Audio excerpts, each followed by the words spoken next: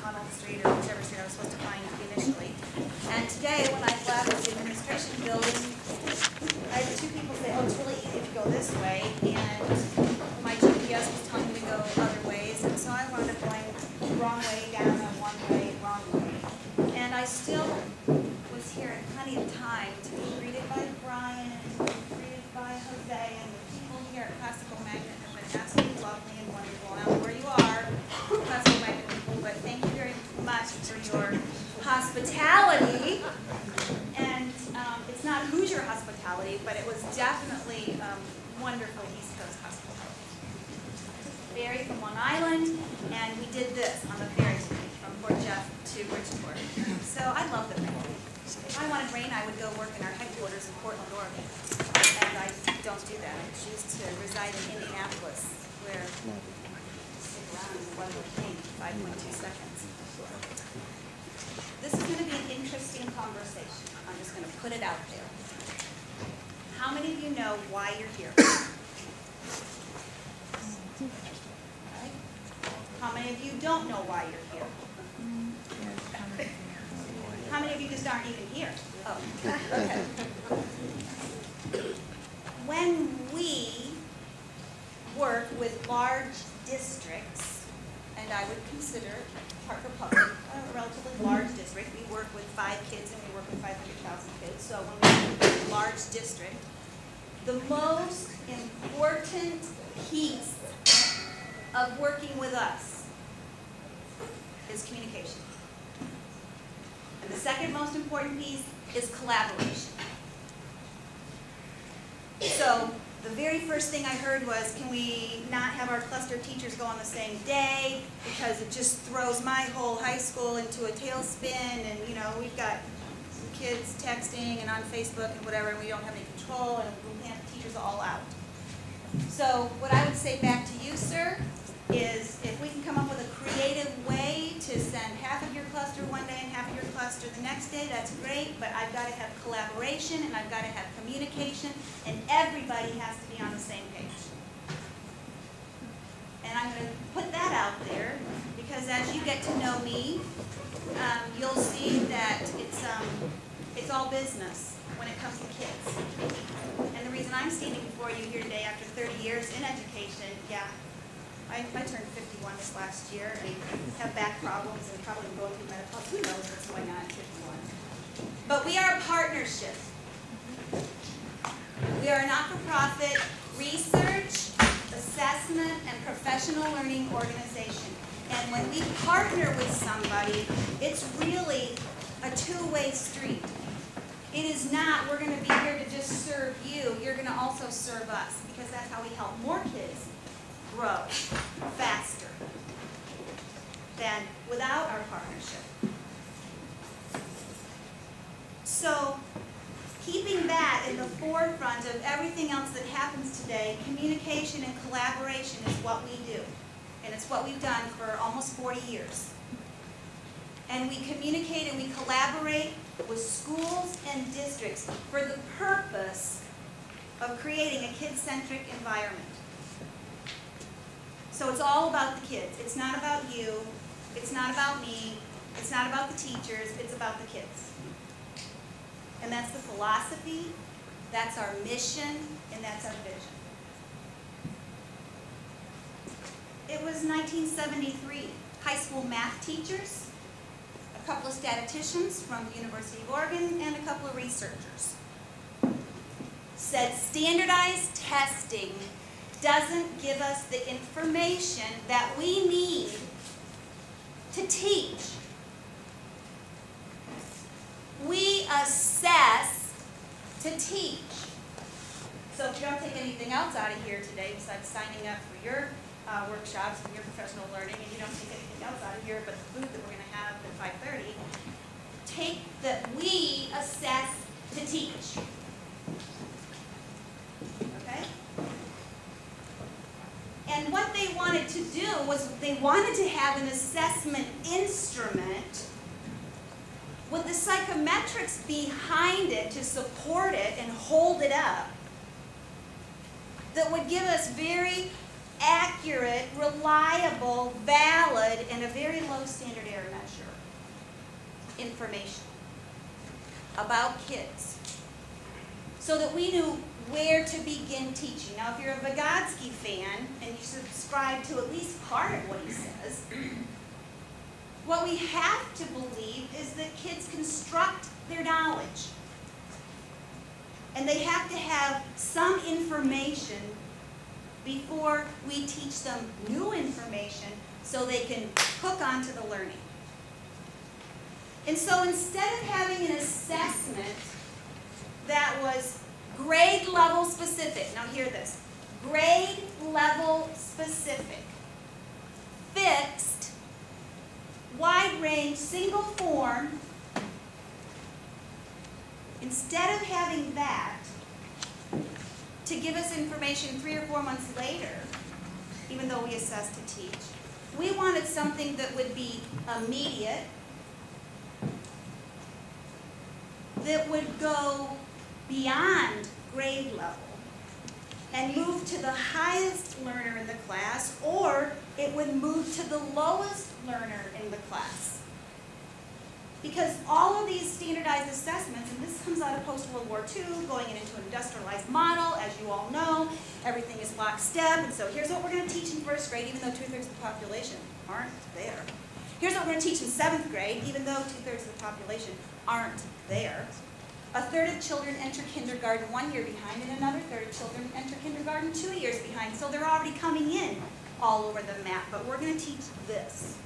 And you must fit in to what I'm delivering.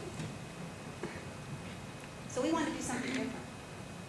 So, 1973, these people get together and they say, well, we've got to have something that's going to reach to the tallest learner. We've got to have something that's going to extend down to the lowest learner. And so we're going to have to have something that does this. And so, any of you heard of George Roche, Danish mathematician? He's dead. Too much testing. Too much testing. We're testing kids to death. Thank you for the segue. So we wanted to come up with something where we could get all kinds of information out of one instrument and we wouldn't have to test kids to death. So George Roche came up with what we call equal interval scale. It didn't have anything to do with education at the time. And the equal interval scale looks like a yardstick. I'm skipping a bunch of things because I'm really going to have no time. So if you can imagine on the left side what you're currently giving are instruments that measure that big, huge bulk of students in the middle. And the next piece of this that just kind of makes our blood boil and our stomachs curdle is that when we look at NCLB and AYP and proficiency, these instruments were built with the majority of the questions around proficiency. So if your proficiency in year 1 or year 2 or year 3 or year 4, whatever that is, 40th percentile proficient, and then you've got the 65 or the 75 percentile for your goal and your advanced.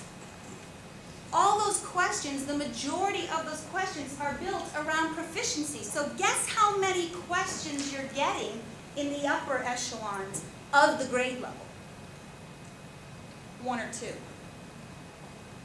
And the penalty for a really bright kid missing 1 question is severe.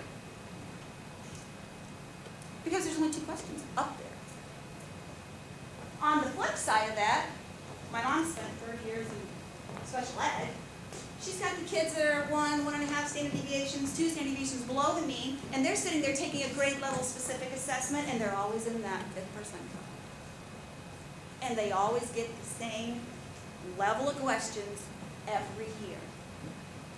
And they can't get any of them right, so they start making snowmobiles, or corn stalks, or sailboats, or they start punching holes in them because they're frustrated with these lovely Scantrons. Too bad it just isn't digital. They could be texting from Mars. And so we still don't have very good information on those kids, whether they're high or they're low, because the majority of the questions, it's a lesson design, the way it's designed, we've got to know proficiency. Are they at proficiency? So we want to do something different, almost 40 years ago. So in creating the vertical scale, we could come into a heterogeneous classroom that had kids all over the map that were 2 grade levels above and that were 2 grade levels below. And the way that we designed the actual vertical scale, one scale.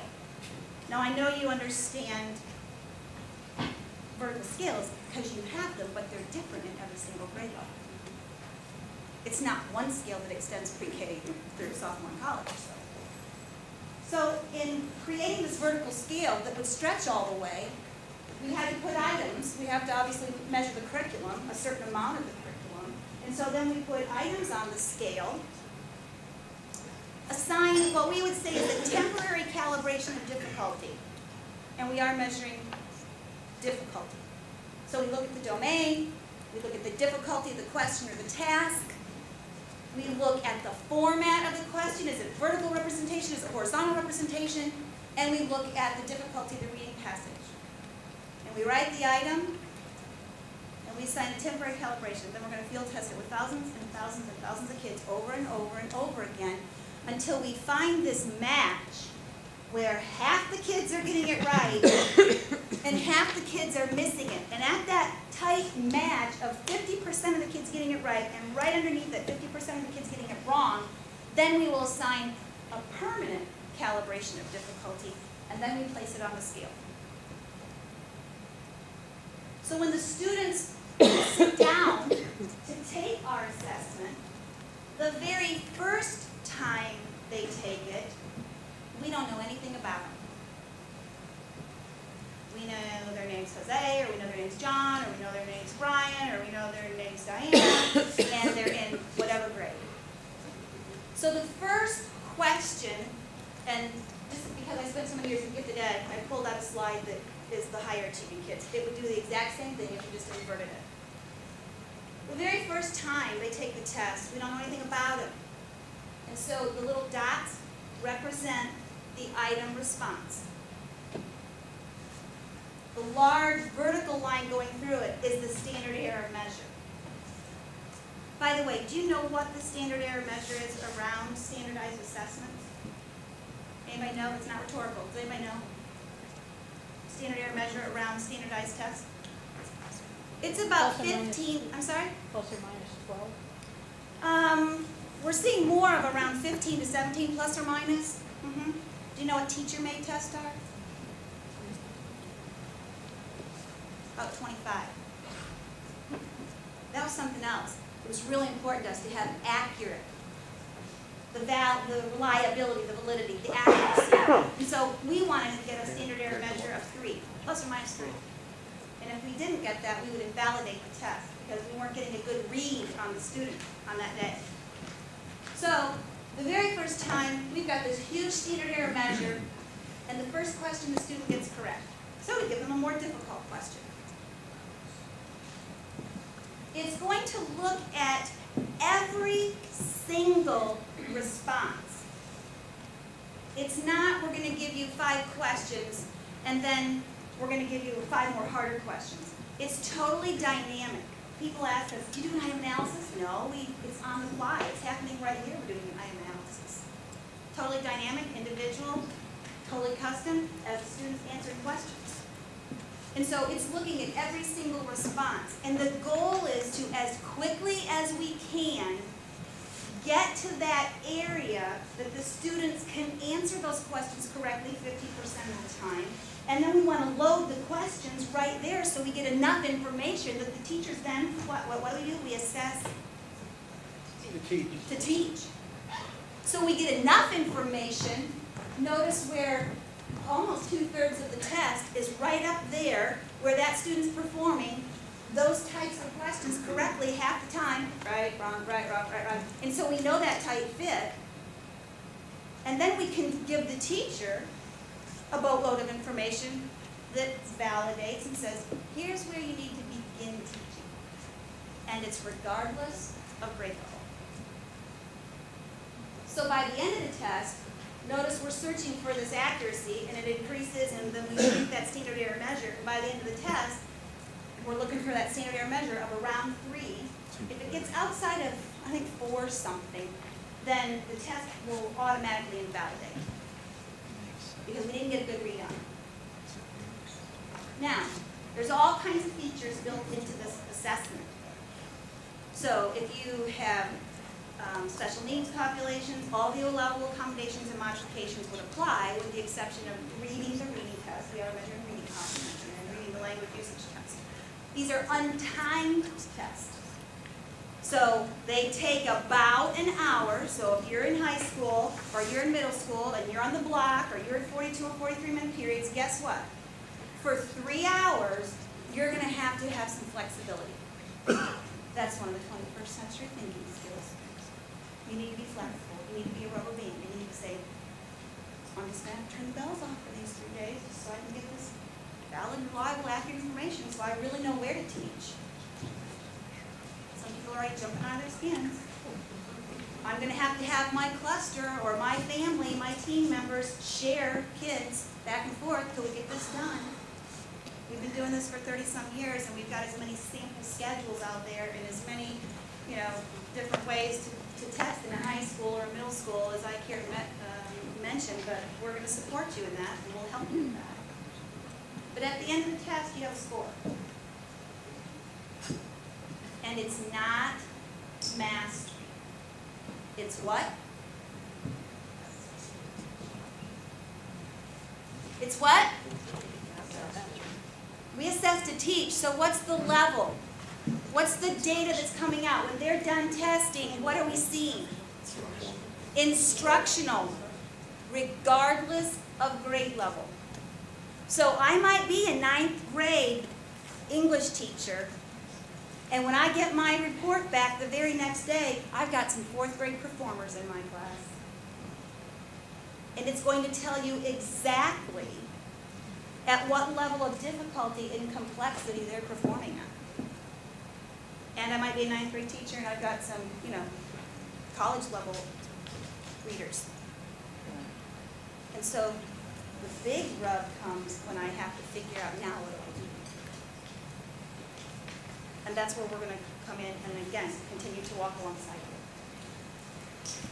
Yes, we were going to hold all the questions till dinner, but if you just can't wait, I want you to ask it right now. What's the range of reporting for kindergarten to what? Beyond the sophomore in college. So you can't tell, the test will tell the difference between a sophomore and junior in college, goes up to sophomore college and stops? Well, when we say sophomore in college, and again, this is a math test. We have an end-of-course algebra for high school. We have an end-of-course geometry for high school. We have an integrated math series. But this is a general math. So it goes up into the 360s, 370s, which is beyond just sophomore general math. Reading, when you're an adult reading, you're adult reading, unless you're going to change genre or you're doing something like that. So it's going to tell you college level. We can absolutely do college readiness. Yeah, pre-K. You're welcome. All right, so once we get the test taken, we set the environment up. It's in a lab setting. And as I said, over 5,000 districts in 100 international countries. We're in every single state, statewide, in states. We have every kind of combination of assessing kids you can possibly imagine. It might be in a cafeteria with 80 kids at a time with laptops, and make sure you have plenty of access points. It's every combination. But the minute you get done, it's not about the test. And that's why as administrators, I've been there, done that. As administrators, you got to move past the actual logistics of taking the test. Just get over it right now. That's what I'm telling you. Just get over it. Because it's what comes after the test is what's going to change your teacher's teaching and your students' learning. Because it's all about the data. And if you're not going to spend the time to understand the data and to use the data, because we assess to teach, then you might as well not even do it. Because it's all about the kids, and it's all about where the kids are and where we want them to go. Now, I don't know if you can see this. I I had like 30 reporting tools books. And we basically were going to give one to a school district. These were $12 a pop. So please don't throw them in the trash. If you are not going to use this as your textbook for learning about the reports, give it to somebody else, because we don't just send these out. All right? This is going to tell you. Do you have another? Or they come around? Were you late, sir? Yes. We don't have one for the latecomers. We Really? only have them for the early birds.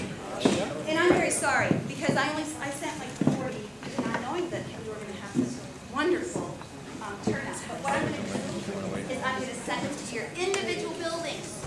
All right? So that's why when you sign up tonight for your professional development for the math administration, which by the way, if you don't get that, you don't test it.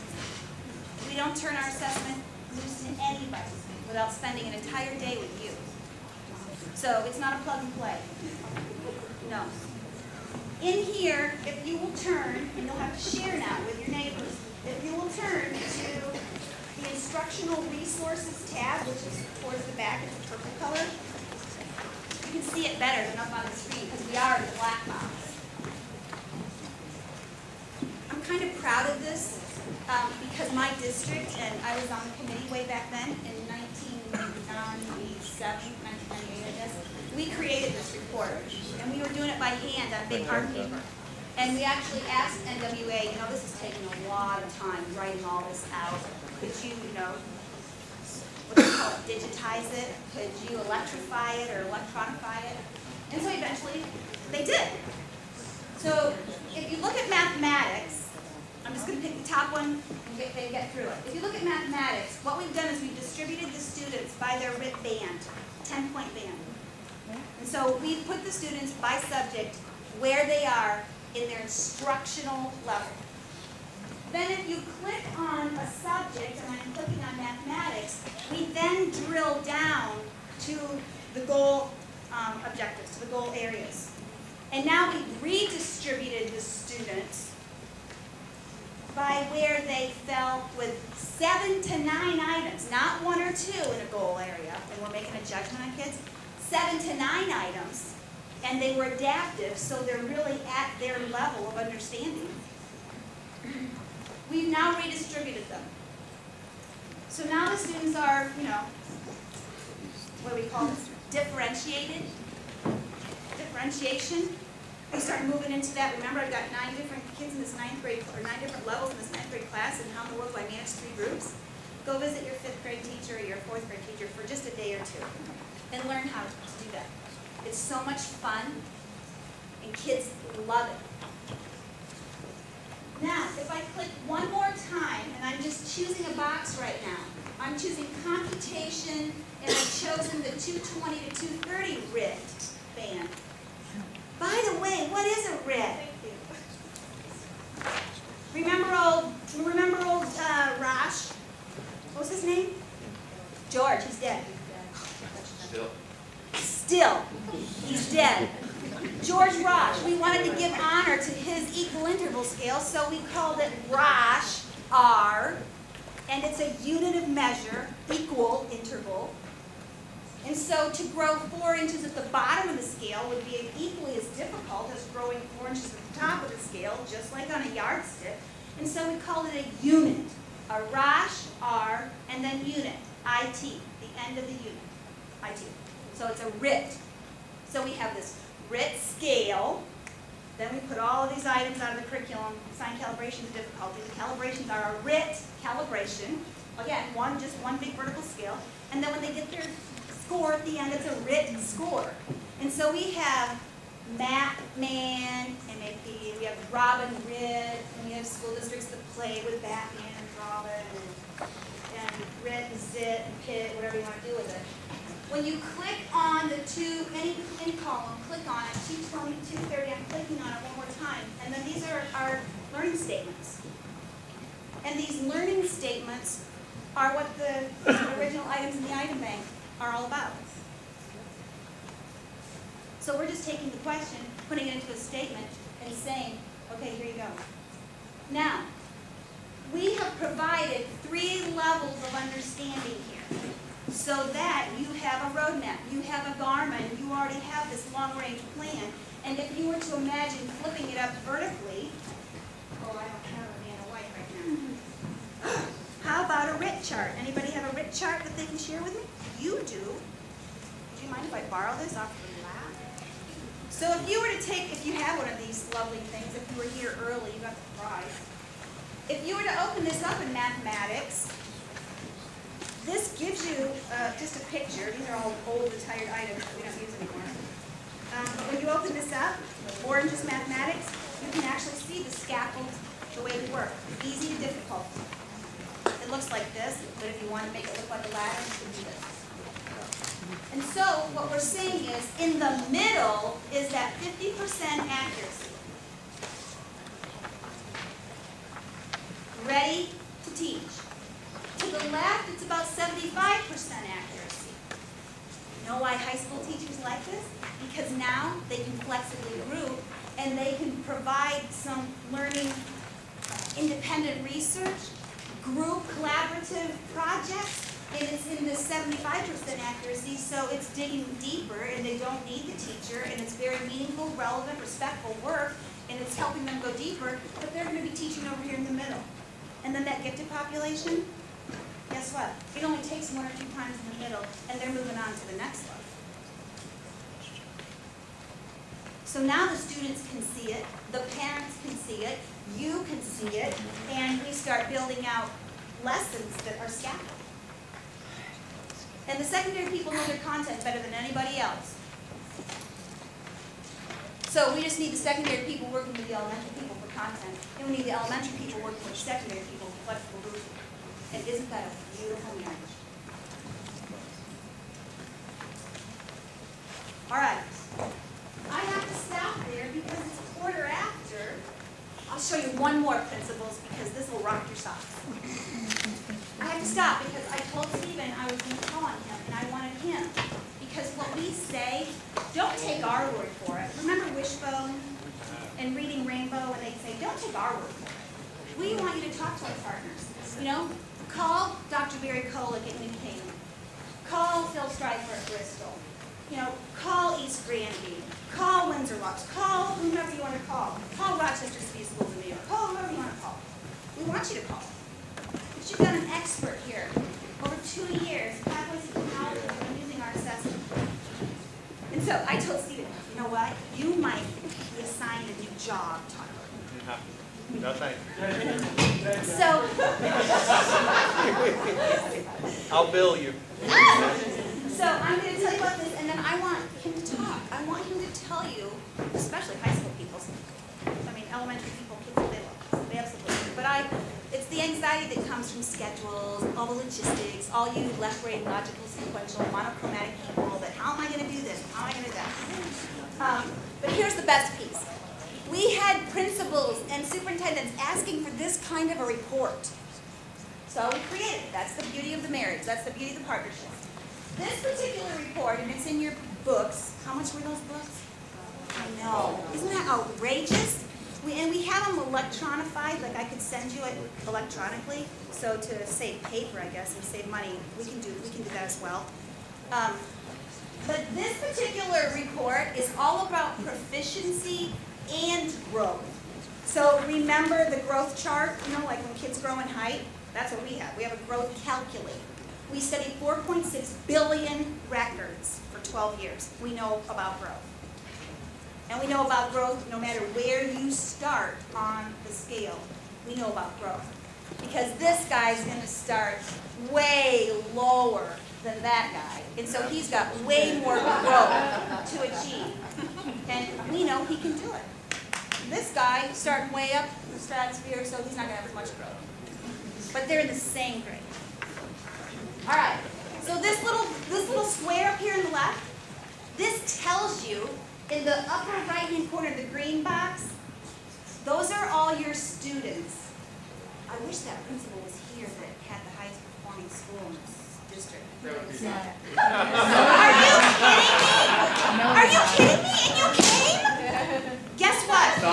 You're gonna love this. Where's Tim? Oh my gosh, you're gonna love this because here's what happens when principals like you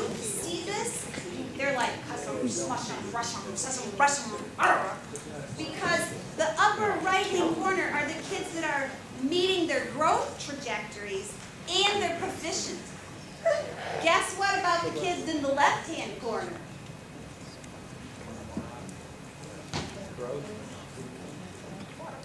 Top left, always proficient. We are the highest performing district in the state of Connecticut. We are in the 99th percentile. Are your kids meeting their growth trajectories? Nope. That's why they don't like us, because we call it out. Yeah, you're doing great on your standardized grade level specific test, but what are you doing to those kids? We're seeing regression to the mean because they're not being challenged and they're not growing. And then the bottom right-hand corner, this is sad because these are your SRBI kids, these are your special ed kids, and they're growing like crazy. We're closing the achievement gap, but they're just not yet to proficiency, and they're getting punished. And then the kids on the left, oh, that's the scary part. That's the red zone, no growth, no proficiency. Okay? And so the cool thing about this is the teachers get the exact same display, just a little bit different. It's in the arcs, the half moons. And then you can click on these. It's all interactive. You can click on them, and it tells you your students, and then it gives you a student goal setting sheet to start thinking about student-led conferencing. Start thinking about setting goals with kids so they take responsibility for their own learning. What is about that? Okay, so what's the most important part of a partnership? I told you there were two things. What was it? That's right. That's exactly right. So I've already set Stephen up for the whole collaboration piece because he's the expert in your district. So he's going to take calls every Friday afternoon at 4 p.m. And he's going to assign you a time to call him. And he'll answer all your questions. Communication. You're going to have to communicate. You're going to be asked to form a MAP team. Steve can tell you all about that wonderful MAP team. And then you're going to have to communicate from your MAP team to the district level MAP team. And I mean, we are like making serious demands because we don't want this to fail. And we have 5,000 school districts, and we tested over 15 million kids last spring, and we know what we're doing, and we want you to help us do our work better. And so what we learn from other districts, we pass on to you. So how do you implement this? How do you get your teachers fired up? But more importantly, how do you get your kids fired up? Is that a good place to start? Oh, sure. Perfect. All right, you're on. Hey, I've been told Amy's still there. Pathways has been using this for 2 years. It's our third year. Stand up. Oh. And stand on the black box. I really did want to stand on it. So, I got to say, Pathways chose to use this 3 years ago. That we got involved in it. Yeah, it's our Isn't third that year. old? Well, I've been there over 3 years now, too. So 3 years ago, we chose to use this because we had a very difficult time placing our students when we got them. And so we had no idea. We'd get these kids in their freshman year, we'd have no idea where they were on any kind of scale. We didn't see CMT scores for some of our kids ever. And so we didn't have any information. So when we went to this program, it really is, once you get through your first time setting it up, it'll be a much easier process for you. So once we figured out how to set it up, we were able to start getting it. And our training that we spent the most time with was the data analysis. So after we had administered the test the first time, and that was, I think that's the one you're going to do in January, Yep. Is that correct? Yep. That was the one that made the bigger difference for us, because then we could start to see where the kids were, what were the deficiencies that we had. And really the testament to this program, I got to say, was last year, the incoming freshman group that we had, when we tested them, we had already placed them in classes, really. I mean, we had to get them in a class before this. We tested them, and what came back to us when we interpreted these results is that we had placed a huge number of these kids in the wrong level math classes. We had kids that were sitting in an algebra class who were testing, and that RIT scale really can show this, is that we had a group of kids, a significant group of kids who were ready for geometry and even honors geometry. Beyond that, And we ended up placing those kids much higher than we would have thought originally. And boy, it makes all the difference. I mean, you know, when you place kids in the right spot, when you've got them working in the right level, it made a huge difference. And then the other piece, for those of you who are doing Read 180, the reading test comes back with Lexile scores. And so just like that, and let me tell you, next day, and that's the big key here, it's the next day. We pull the scores up, we look at them, we chop off that bottom third that says, okay, here's their low scores. We put those kids into Read 180 to do the test on the SRI to find out where they were specifically. And it's as nice as this test was, you know, your SRI was it's a much more honed-in test on their reading skills. And so by the end of 3 days, we could identify every kid who was reading significantly below grade level and needed Read 180 and needed System 44 actually for a few of those kids. And it didn't take us much time because, I mean, if you guys are like us, it's that first few weeks of school where you're trying to figure out which kid needs what help and where they are. We really pulled through pretty quick on that. How early did you test? Well, we were fortunate with our freshmen. We pull them in and test them during our bridge program. So before the school year even starts, we test them. But our sophomores, we can get in the first couple of weeks. The only thing is the test windows is figuring out when to test because they chop off right there. And what's going to have to happen now is that you're just going to have to leave the window open till, I mean, the goal will be to try to get everybody testing in that first week or two of school. Absolutely. But we'll just have to leave it open until Sure. the whole district is done now, which you won't be used to. So there's testing windows that are there. The only thing that happens when we're talking about this data, you get data back the next day, but there's a big comprehensive set of data that you get back once the testing window is closed, and that one will take us more time now. So it's not. Yeah, and there's one of them, the district summary report is in that workbook that I sent today. So you can actually see the power of the data displays that we provide. Yeah. You can start looking at. It's more than you want to look at Yeah. one day. 3 hours. What we found is 45 to 60 minutes of testing time per test. And so we do reading, math. We don't do the language usage test, but we do the science test, but we pay extra for that. So I don't know how the district's working that Is right Buckley now. here? Are you Dan? I am. Hi, Dan. Nice to meet you in person. Buckley's going to do science also. I mean, for us, remember, we're a STEM school, so science is an important part of what we do. So we felt like that was a more important test. So those are the three that we worked on when we were there. Steve, when did you test? In the very beginning of the school year? Very beginning of the school year. The way it gets broken down for us, we do very beginning of the school year, sometime around the Christmas, New Year time. And then for those of you who have all those sophomores taking CAP tests, the freshmen, during that time, we test our freshmen during the time that we're testing our sophomores. So you've got all the time in the world, really. So we're getting the results, though, second semester. You're testing in January, December, January.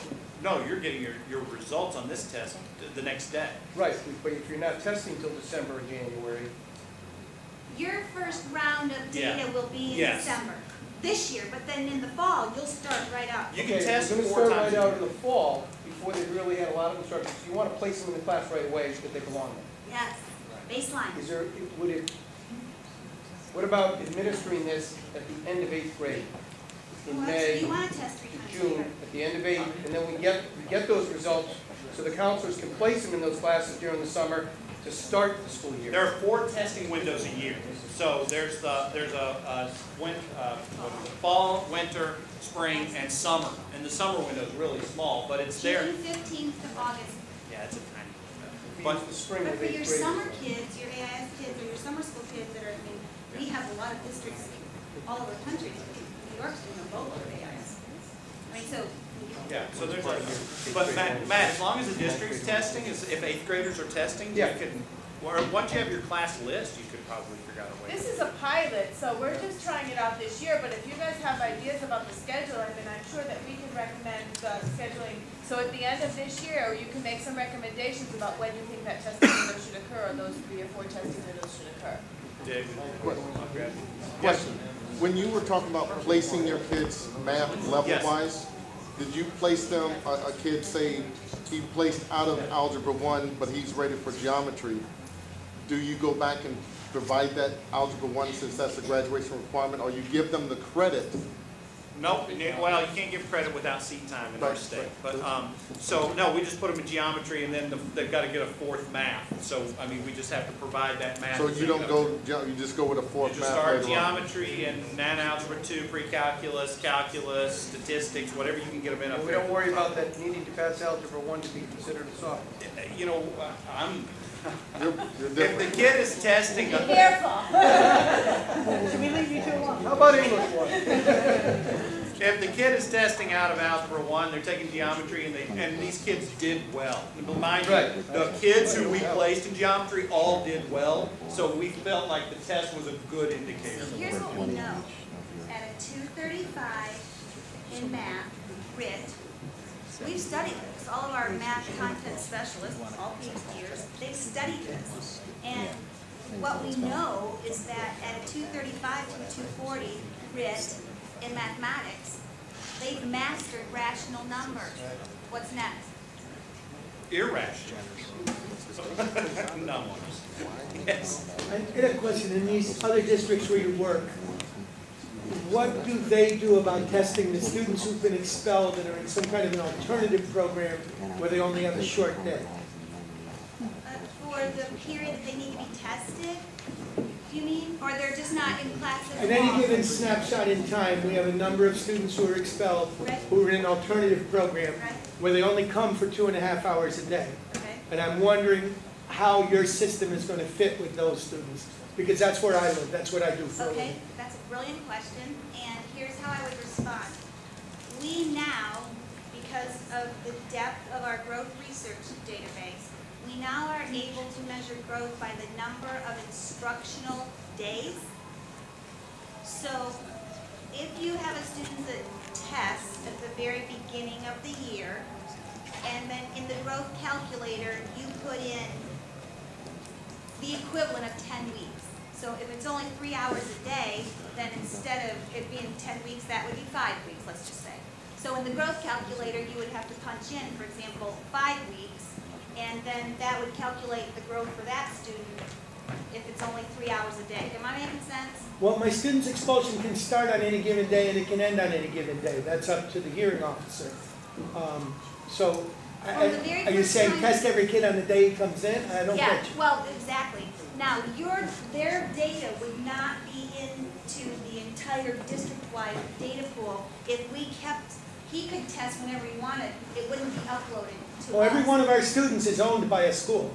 Yeah. Every one of our They would students either- is co-registered They by would the either school. have data from our schools, or you would have, or there would have to be a window open We- for them to test. Right. Or they could test during the same window when everybody else is testing. So Right. if the kid is at your school and it's testing time, you use that. Exactly. Right. Okay, that's the other option.